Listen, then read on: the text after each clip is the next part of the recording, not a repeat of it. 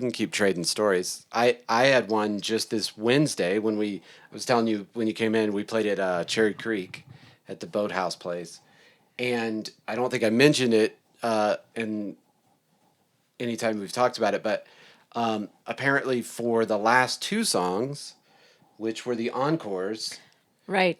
my guitar was apparently not in the front of house at all, and something had happened. We obviously had somebody running sound for us, some new guys we hadn't worked with, but they had their system there and stuff. And first set was great. Second set, I think they maybe mixed up some channels, so the guitar that was in my monitor was either Brian's or Julian's. How does that change? I have no idea. my gosh. But or maybe one of those guys asked for more and they turned it up in my monitor, so I was still in there. Yeah. You know, and I have my little, I still play the same rig I used to with you, and I have my little personal monitor, so I was hearing it out of there, so I didn't know it wasn't going to front of house. And the sound guy even came up to me at one point and he was like, "Are you okay?" And I was like, "Yeah, I'm fine. Like everything seems great to me." Right. And of course, it was two big songs, "Go Your Own Way," which is like a big guitar. Full of guitar solos. It has this whole big guitar out thing, and I'm all up at the front of the stage. And it was really funny because I was like, why isn't this landing? Like, people were like, doing whatever they do, but I could sort of tell they weren't quite, like, there's a little bit of blankness in the face of, like, what's happening here? And I was like, man, maybe it's what I'm playing is just not landing, or, like, especially by the end of the night with that band, sometimes I'm just going, I'm just playing garbage. But anyway, yeah, it turned out, no one could hear anything I was doing, and that was the blank look on their face for me stepping up to the front of the stage. What's this soloing. guy doing? Yeah, exactly. He thinks he's so cool. Yeah. And that burned a little bit for a day or two. Yeah, That's I'm embarrassing. surprised that wouldn't get caught quicker. Well, and that was what was weird is the sound guy didn't say, "We can't hear you." He was like, "Are you okay?" Right. Which was an odd way to phrase that question. Yeah. Because I was like, "Yeah, I'm fine. Like everything's." Yeah. Yeah, that's a big one. Yeah. One thing we complain about is when gain structures get changed after sound check. That was a We big run. one. We all run ears. A lot of us run it, not the whole band, but three of us usually run ears. And gains changing after sound check is like Is a So huge. is that just something sound guys will do? Like they finish sound check, everything is great, and then they're like, "Oh, I'm gonna make this better. I'm gonna I don't know. I don't get it. lower the gain and raise the volume." we- I mean, what? We have this Why does that even conversation happen? all the time. we and and I'll say I've done it because I don't think I've ever turned anything up in the gain structure.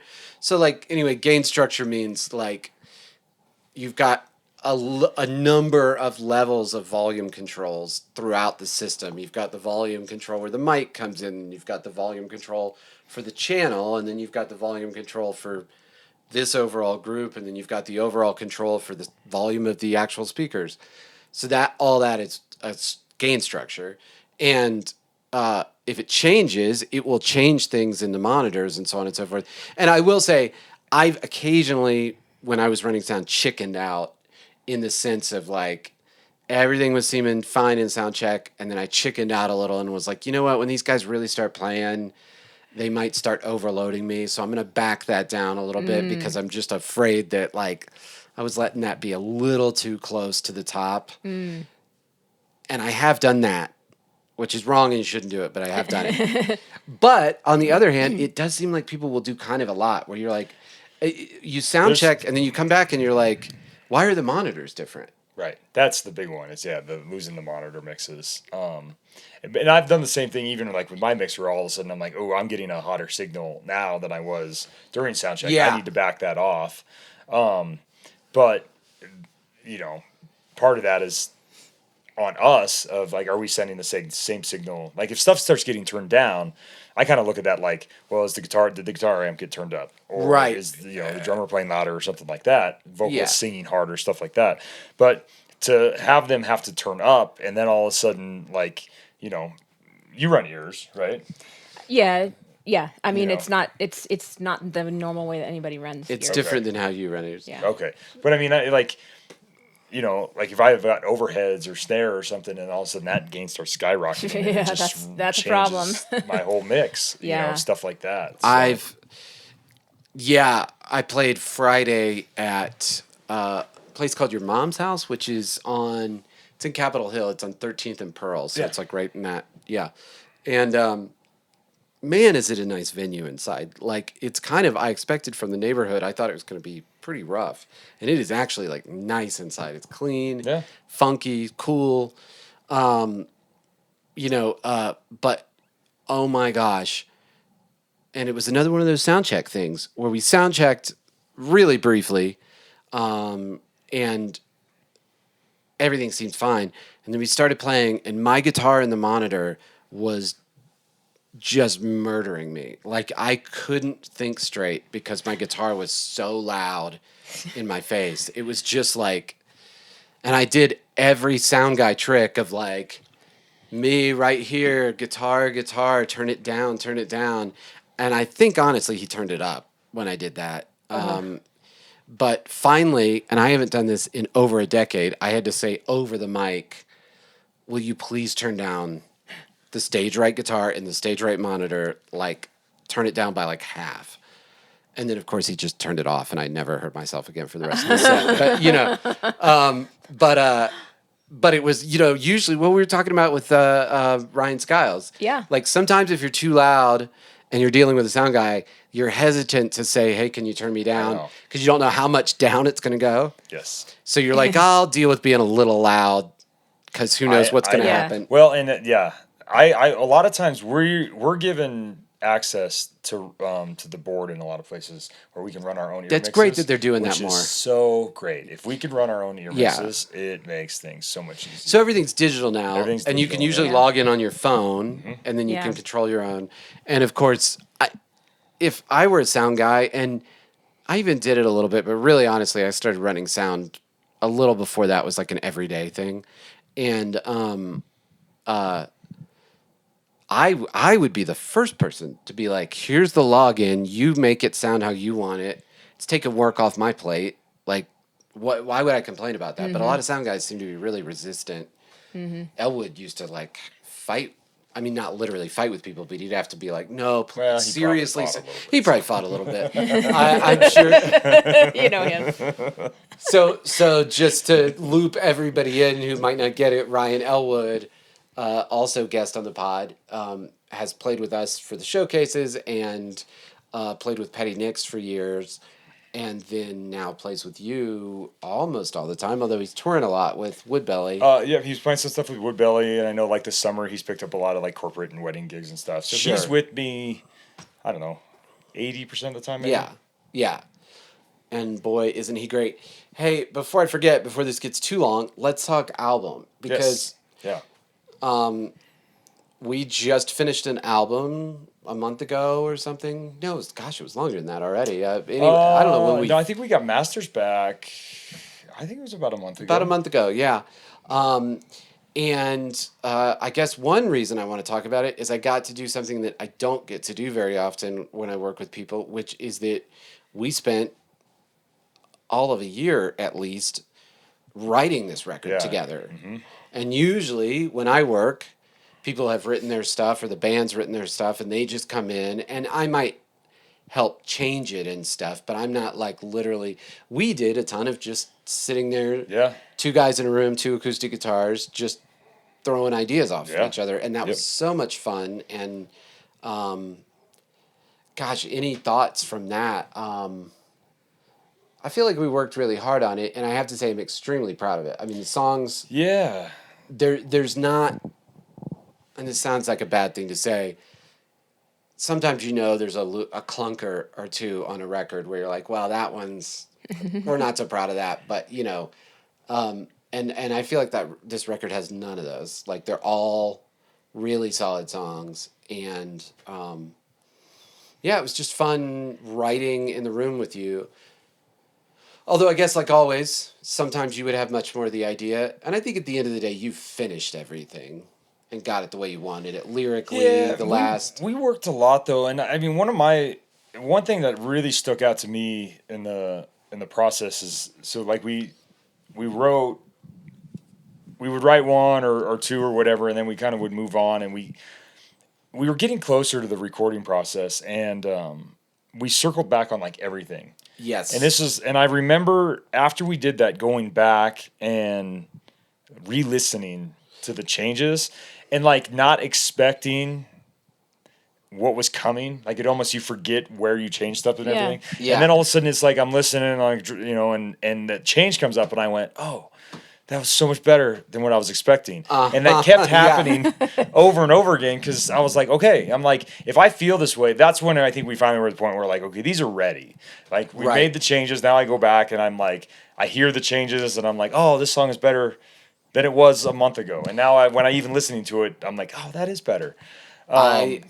So the process I think was great. I mean, a huge learning experience for me, and I was just going to ask about that because recording an album is a learning experience every single Oh. time. every what- still what did every you single learn? time. Yeah. I learned a lot. Like, God, it's hard to even start. But there's a couple things, I guess. Some pre-production stuff. I think I could have done things a little bit differently in terms of getting the band ready. Me too. Yeah. There's even some things I could have, like, one thing I look at, especially with the way we recorded, because we did a live band with rhythm section, which is great, and I love the vibe and the feel that we got out of that. But I had my parts pretty well dialed in. I knew these songs. Is Right. that I almost wish I would have stood with you in the control room for like take 1 and 2, and go, okay, let me hear what it sounds like. Because if I'm playing an instrument, like, I'm listening, but I'm more focused, especially when you're in the studio, because all I'm thinking is don't screw up, don't screw Yeah. up. Yeah. And I wish I would have almost stopped and not even worried about the acoustic for the first couple takes and go, let me stand in there with you and Yeah. take this in and listen to what the band's doing. And then when we get to like the band's close, then I'm like, okay, now I'll go in and I'll jump in with the acoustic guitar and do that. Boy, I wish we had done that too, You know. because we did basically that working backwards on several of the songs. In a couple ways, yeah, Yeah. for sure. I think I sent all the tracks and the charts out to everybody, and everybody kind of rehearsed it on their own. We had a lot of conversations about like expectations and stuff like that. Sure. I think a pre-production rehearsal would have been beneficial. That's one. Yeah. That's So a big one. from yeah. a pre-production standpoint, that was one that I kind of took a lot out of. Once we got into the recording process, I mean, I think we just kind of hit it as hard as we could. I think through the process, there's different things in terms of like maybe the way we scheduled some of the instruments to be done, or maybe the way we lined up. There's some different things. Sure, looking at. I go, sure. okay, we've been a little bit more efficient with time, or little things like that. Yeah. But I mean, I guess those are the first couple that kind of pop out to me. But I mean, I could really think, and the list would go. I 'Cause mean, it's just, 10 songs and 2 studio sessions with at Mighty Fine with the full rhythm band. section, and then working with different leads, right. getting a feel for how we want certain parts to be laid out and arrangements and stuff like that. Like it was And we did. it was a big project. Yeah, it was a big project, and we did a lot. I mean, some things we did and some things we didn't, but we did a fair amount, at least, of retracking, where we might have done a guitar or something, and then gone. You know what? I think in a weird way, there was a double-edged sword there, where like, there's a lot of benefits of just shoving all the time together and being like, we're gonna book out a week, and we're gonna do nothing but this record for a week, and then Right. you don't have time to think about all these things and overanalyze and stuff. Yeah. But then there's a lot of benefit to doing it the way we did it, where it was more spread out, so you did get a chance to like really listen to a vocal for a couple weeks and be like, am I actually happy with that? Like, Right. what I want to and we had the luxury of being able to go, like, let's, and your dad played guitar on a lot of it, Yep. and And there was you did, and- a lot of my guitar parts where I went back and redid a solo or what have you, and Adrian's gotten bored enough to leave. So It's hot. It's hot in It here. is hot. yeah, we're dealing with it. You're dealing with better than I am. But I think overall it just came out great, and again I have to give you most of the credit. There were like you said, several of those songs, that last editing pass we would go through, and then it was a good lesson for me. And gosh, you'd think I would at some point stop having to learn lessons. But I don't think that ever yeah, I happens. don't think it ever happened. Hard way all the time. Man, there were just songs where you changed a handful of words. And I mean, we're not even talking like switching on entire lines of verses. You just rephrased a thing or two, or you switched out one word for another. And it would do that thing you said where you were like, wow, okay, that made this song twice as good. And it was just a few word choices. That we even retract that one lyric on, because we loved the vocal, and then you realized, oh, what did A geography error. a geography error. We were able to drop in and just change that one line. Yeah. Really? Which is a real testament to Eric, by the way, Yeah. because that was not, and you had to actually dial in a bit Yeah. on how you had been singing it that day and kind of like, Yeah, you know, it worked out all right. And actually, we had a couple even while tracking vocals. There were a couple minor tweaks of like one word. Or No, here that's where I was true, like, yeah. I don't like the way this phrase is. I don't like this sings this or the way I sing this. So maybe what if I just swap out this Right. word for this word? And Or we had a couple- It still works. yeah, That's we had, surprising that you could go in and do that on a different day. Well, that was the Kentucky one was on a different day. Yeah, I don't Yeah. know. I was surprised too. We were worried that we were gonna well, have to do The whole song. the whole, Yeah. Yeah, at least we- the whole chorus. Yeah. yeah, But but no, we dropped it in on that worked. one line, and part of it was we had you sing with yourself a few times so that you could kind of try to catch how you had been Yeah. Yeah. hitting the, and sure, there was some automated EQ where you were like I think you were a little brighter one day than the other, so I was like changing it a little bit. But I guarantee you, if you go listen to that track, I don't even hear it anymore where we plugged it in. No, it came out great. Yeah, So, and but yeah, there were a lot of those things while we were tracking where you just stop and be like, is that line just too wordy? You'd like sing it a time or two and it just Right. wouldn't land right, and you're like, is there a quicker way to say what we're trying to say? But yeah, overall, I mean, that's one of the things that it really made me. And it by the way, we should have said this is all classic country. yes. This is the old school honky tonk classic country stuff, which you of course love and I love. Yeah, and, very driven, like Bakersfield sound from Dwight Yoakam to Merle Haggard Right. to Waylon and Buck and and you know, as a result, in that style of music, the songs are just so important. I mean, the playing matters, but it's not like 80s hair rock or like Motley Crue or something where Yeah. like the lyrics are just like, who cares really what they're saying? They're just, this is about rocking and whatever. Girls, girls, girls, girls, and then who does it even matter what any other word in that song is? You know what I mean? Like it doesn't, and that doesn't make that a bad song. But like in your style of music, man, just a turn of phrase or just did you pick the right way to say what you wanted to say? That's what makes the whole song great. And so it was a very difficult record in that sense to me to get it just like, wow, all of these little details matter. And we had the great John Macy play on it, and of course your dad Jeff Golden, who I wish I would have said earlier. I mean, in some circles, Jeff Golden, the name Jeff Golden is like, in some circles in Denver, that's a pretty like. Yeah, I mean, you he's know, been around a long long time, time. Knows a lot and, of people, a lot of different bands, and yeah, Yeah, done on some cool stuff. yeah, and it was a blast. So, yeah, let's talk. What's coming up for you? We've talked about this a ton. Let's talk hypotheticals. What are you hoping is kind of the next step? We talked this whole podcast about how it's kind of just kept ratcheting up. If you had your way, what would be next? I mean, the biggest thing I'm always looking to, it's continue to climb that hill and, continue to improve the quality of gigs that we're doing. Yeah. Whether it be, doing more of, the city and the fair and stuff, but continuing to capitalize on that stuff, but then lead into hopefully doing some possible ticketed shows, looking at opening slot opportunities, traveling a little bit, getting outside of Colorado, taking advantage of the states regionally.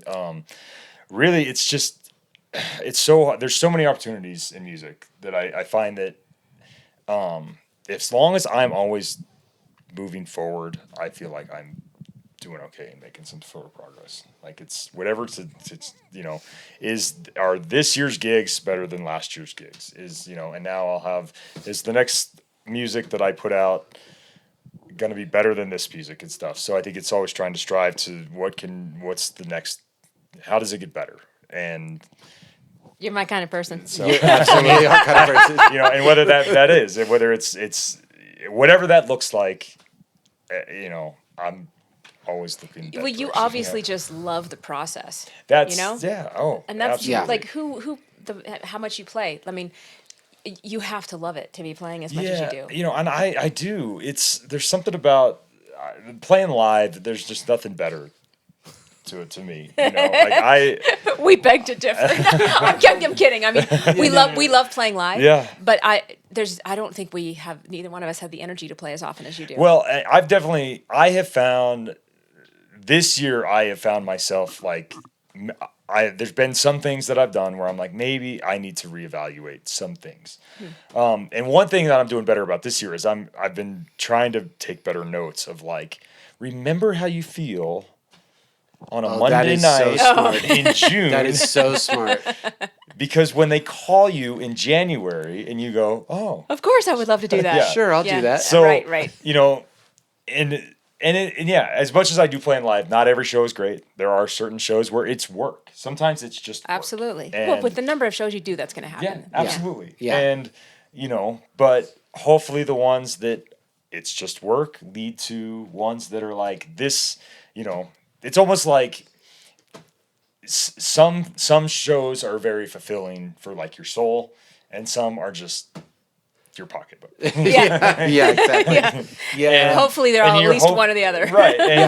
And the goal is to do more shows that you find are fulfilling and that like Yeah. hit you in a different way. And I think that's part of that making progress is Yeah. the more you move forward, the more you're doing the stuff you want to do instead of the stuff you have to do. Yeah.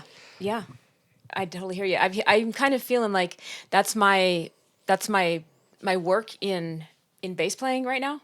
Is I'm paying my dues in my bass playing, and I'm lucky. I'm getting great gigs for dues paying gigs. But like I'm playing at a church and I'm playing with Diamond Empire Band, and the other places that I play bass are much more like soul fulfilling. But I see those as like the equivalent of when we played with Urban Dance Theory, and it was like 10 gigs a month, and I was learning to sing and perform. Yeah. Right. You just have to put the miles in the car. Right. And so I'm putting the miles in the car with my bass playing right now. It's like I'm getting paid for those gigs pretty well, which Yeah. is great. Yeah. But it's like you just need to do it a lot to Yeah. get good. Yeah. Absolutely. That is Repetition and there's no Yeah. better practice than that. Yeah. Man, yeah. And some gigs are just that. Like, well, this is a good chance for me to like work on some stuff because Yeah. Yeah. But I got to tell you, I'm not even trying to compliment you. I mean, this is very sincerely like an honest thing. That is the one thing that made me want to work with you forever ago. Is like you're clear, even when we didn't know each other well. Your clear work ethic, and you're clear like this guy wants to work. Like this guy wants to get out there and do the stuff and actually like put in the work. Because you're right. Boy, when it's fun, and sometimes it's work. Yeah. You know what I mean? Yeah. And you just obviously from meeting you early on, we're like, oh, this guy wants to like, is willing to work. Oh for yeah. this. I remember when you were at Performance High, you were going to open mic nights almost every single night. Yeah, I mean, I was always hitting at least a couple a week, just Yeah. trying Okay. to build relationships. Yeah. I'm sure there were Yeah. times I might have hit. There could have been times like that. Yeah. But yeah. I mean, nobody else who was doing showcases was doing that. I mean, you do a showcase, but rather than just play at our showcase every 3 or 4 months, you were like playing at open mics. Yeah, I mean, I think A once- large, Yeah. all Once the I got time. that taste of playing live, and the showcase is a great opportunity, especially when I was early on, just an opportunity to be like, oh, I'm going to play alone. I'm not going to have the band, or I'm not going to have anybody. It's like just me and the guitar. Yeah. But yeah, I mean, I kind of right away, I was like, any chance I can to go out and Yeah. play live. And there's open mics all over town. They're out there. You know? So Let me ask you, what do you like so much about playing live? What is it for you? For me, I think it's just the art of like performing music, like just being able to play guitar and sing and play these songs that I love. And there's something about them and with the way you connect with people that it's like, it's just, I don't know, it hits. And you're like, yeah, that's Just as simple as music and people music and connection. yeah, exactly. I love these old songs too. I've gotten, for whatever reason, I've been able to stick to playing traditional classic country and play these old country songs, and people like them, and I haven't had to compromise a lot And or do things that I don't want to do. Like That's mostly, I'm great, like, hey, yeah. this is who I am. This is what I do, and I think I do it well. Yeah. So and people keep hiring me to do it. So Yeah. I'm gonna do it. I mean, that's a huge formula for success. oh, absolutely. Well, actually, no, we've talked about this. So if you're a person who knows what you like and you do what you like and you don't compromise on it, you might, like, your chance of being successful is greater, but there's also a chance that you'll be not successful at all because nobody likes the thing that you do and you're not compromising on it. But the middle ground is an unfulfilling place to walk. Yeah. Yeah. So you better just know who you are and do what you do. And if the stars align, then other people will like it too. Yeah. But if you compromise, then if you find success doing something that isn't you or that you don't like, then you're stuck doing a thing Yeah. that is inauthentic or you don't like. So I why even do that? Well, and that's been cool too about like the songs that are going to be on the album is I can fit them in to a night of doing cover songs, even in like a Oh, of dance hall course. set. Yeah. And they fit. They Yeah. sound like the songs we're yeah. already doing.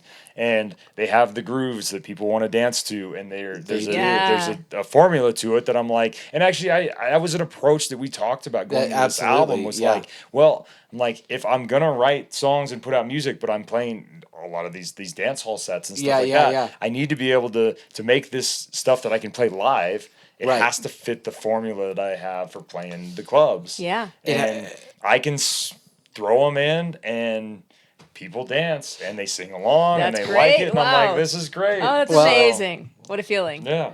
Well, and I've said that before. That's one of the things I admire the most about your knowledge of gigging is your understanding of the country honky tonk dance hall scene, and that this song is a two step, and Right. this song is a waltz, and this song is a this. And your understanding of the flow, like people are going to want to do a two step, and then they might want to do a line dance. But you better throw them a waltz or something so they can, like, Right, it's just yeah. like that's how a bar crowd works. Yeah, which and- I talk about on the podcast all the time. Like I'm fascinated with just how crowds work, and Yeah. you've got that scene figured out in such a cool way. I mean, you'll always figure it out more and more, and blah blah. Yeah, blah, I mean, but, I think that's like, an experience thing. I've also had some other, including my dad, but also other people that have been around the scene a long time that I've been able to ask information Oh, for. absolutely. And then you would talk to the people that are dancing, and I'd like, well, what are you guys doing to this one, and what are you doing to this one, and then you go, okay, how can I make this work so that everybody yeah, flows in an appropriate way and stuff Yeah. like that. So. That's so important. that is absolutely amazing. And then we've taken, seeing your guys' Petty Nick show was a cool experience for me as well and I try to do this anytime I go to a show. I'll try to pick up different tidbits and stuff like that. Yeah. But one thing, even doing some of the bar and the club gigs, I've with the band, I've taken a very much of an approach of we're still going to put on like a pro show. Like it's going to be Right. true transitions between songs, and we're going to do things in a certain way to break the night up to where when we do it at, X bar versus we bring this show to, Yeah, big this, crowd. this Yeah. fair or rodeo, like it's already there. We're already doing the show, Yeah. and we can just transition it to a bigger stage and a bigger atmosphere. But instead of like, we're not screwing around between songs where everybody's doing shots or we're a lot of stuff. And, talk just looking at each other. What song are we gonna do now and stuff like that. Like there's a set. There's Yeah. like we've discussed specific transitions between songs of how this song's gonna start and stop and stuff like that, and tried to take a true. This is a show, and it doesn't matter where we're playing. It's just going to be a type of It's gonna show. be, I love it, man. Yeah. And That's you do so a lot of good. the stuff you guys do, like the Petty Nick show. I saw you guys, I think, at the Oriental. It's probably been over a year now, but you guys do a lot of cool stuff to make it a true show. Yeah. And it's great. Yeah. Like that's the stuff that I think gets people's attention, and it keeps the crowd engaged and Yeah. keeps the energy up and stuff like that. Yeah.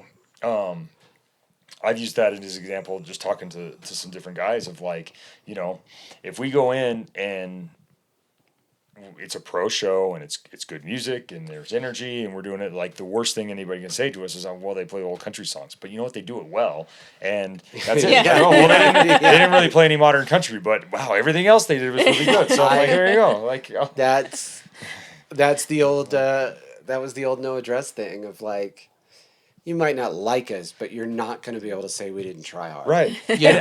And you know what? I have said on many occasions, I'm not for everybody. And I'm 100% okay with that. That is so Yeah. important. Yeah. As an artist, knowing that, like, yeah, I'm not. I was just talking to somebody just this week about, like, man, if there's nothing to, like, I hate to say it in a negative way, but if there's nothing to dislike about what somebody's doing, there's nothing to love about what they're doing. It's the same side of, it's two sides of the same coin, where it's like you know, for anybody to for the identity of it to be strong enough for somebody to be like, I love it and this is my favorite thing, there has to be that other side where some people are going to go, this is just not for me. I don't like this. Yeah. And you just have to have the strength of going, you know, like, okay, some people aren't gonna like it. That's Right. that's fine. Well, and yeah, and then we'll have it like get requests for some stuff that's more like pop country or on the Sure. radio and stuff, and it's Yeah. just like, I'm sorry, I don't know that song. And That's and not that's what you do. That's one thing I've really embraced is like, especially with the request stuff, is like, you know, it's okay to just say, I don't know it. I'm sorry. Yeah, yeah. You know, and I'm not gonna try to pull it up on, you know, Ultimate Guitar Tabs and Right. like play a awful version of it Right. because Well, you're and like, it's okay. Like, hey, there's a lot of songs out there, and And- I don't know them all. Yeah. And that's As you- okay. Yeah. Yeah. And as your show and your brand and everything gets so much stronger, that's so much more of an armor to just like, no, we're putting on a show here. Right. This is what we do. Yeah, we're not a jukebox. It's- We have a plan. Yeah, it's a little bit like Petty Nicks. Like it's not like it never happens, but you don't get to like walk up to us and ask for requests. It's like we're doing something up here. Like, Yeah. you know, I mean, I said that in a cocky way, but you guys know what I'm saying.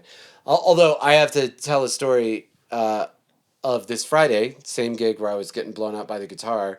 We played, and then there were a couple bands playing after us, and this is very on topic for everything we've talked about here. The band after us took the stage, except the guitar player wasn't ready. So this band was just standing on stage, and then so the singer, instead of just leaving the stage, thought the best thing to do was just to start talking to the audience. And the sound person clearly thought they were starting because he turned down the house music. Oh no. And then I am not joking, for 10 minutes, this guy just talked to the audience. I mean, he was trying to make jokes and stuff, but it wasn't like he was doing stand-up. He was just standing there talking to the audience for I checked my phone. It was all of 10 minutes. Uh-huh. And then the guitar player came on stage, and then they were just like, oh, what? He even got down to it. He even got down to let's see, what else? What else? No. So this Just guitar player just wasn't even on stage this whole wasn't even time? on stage. Oh my gosh. I guess maybe he was having some technical issue or something, and they just didn't leave the stage. He just decided to talk. I don't know why no one stopped it. Yeah. It was just like the most, and the audience was just like, fine. And then we started realizing, like, this isn't okay. What's going on? And then, like, How awkward. the last 5 minutes of it wasn't that many people there, but everybody there was like, just dying. And I of course, was dying. Some of those awkward stage moments I've seen, they're just like, I gotta walk away. I can't watch. I had Just, to walk away. Yeah. They kill me. I'm like, oh my god, what is happening? I had to go outside, and then they had the PA piped outside, so I could still hear him no. talking outside. Oh, And it's like, and it's 13th Street in Capitol Hill, so all these people are walking by, Yeah. and just Oh like, my gosh. listening to this guy talking. Just over the- ramble on. Ah, Yeah. what else? Oh gosh, I thanked the venue, and I introduced the band already, and what else? Yeah, it's just like it was. awful. Yeah, that's a rough one. It was a rough one, and again, I don't know why no one stopped it. I don't know why no one just was like, you know, just wait till you're ready to play. Anyway, let's do our normal awkward shutting it down thing. and just call it. Anyway, man, I thank you so much for coming. Yeah, and thank you doing guys for this. having me. We've talked yeah. about doing it for a while, but I'm so glad Yeah. we finally are doing it. Thanks for putting Yep. up with the lack of Yeah. air conditioning And in July the- July 25th, the record's coming out. That's July the- 25th. that's the exciting, date. That is yeah. the big That's the Okay. date, so. Okay. That's great timing Yeah. then. Cool. Yeah, that's so perfect. really soon. I'm really excited. Again, you don't like compliments. All right, Well, one more. yeah. No, really, seriously, if you get a chance to check Eric out, either live or the record that's coming out July 25th, and it's going to be everywhere on the YouTubes Yep. and the Spotifys. And, Well, and- where can people find you? Is it Eric? So Golden? ericgoldenmusic.com, and then Facebook's Eric Golden Music, Instagram's Eric Golden Music, YouTube, all that same stuff. And then so there's 4 singles out now. So if you're on Apple, Spotify, you can or already hear Amazon, them. you can already hear 4 singles. And then YouTube. full albums coming out. Yeah, YouTube, Apple, Amazon, Spotify. And then full album out the last weekend in July. And All right. out playing every weekend somewhere all over Colorado. Yeah, for sure, man. One of the hardest working Inspiring. guys in Colorado. And again, I it only matters because this podcast is very specialized audience, but really this is one of the records I am the most proud of doing in my entire life. And, just in terms of how well it came out, but also in terms of how hard we worked on it. Yeah, it was a fun And- process. and It was great so- working with you on it. Yeah, so yeah, I'm yeah. glad we did it. So I am just, I'm thrilled for it. I hope that everybody who listens checks it out. I think you're gonna like it. By the way, Susie Burdett's gonna love this record. So definitely clue him in on that. That's my stepdad. all right. And he's a fan of all this stuff. Burdett's gonna love this record. Sweet. Anyway, we did all this just to sell this record to That's- one guy in Arizona. Somebody's gonna buy it. Somebody. Anyway, thanks so much, man. Yeah. Thank you guys. Thank you Yeah, for thank hanging in you. there. Yeah. We are sponsored, as always, by Performance High. Voice and Music Studio. And we will see you guys next week. Bye.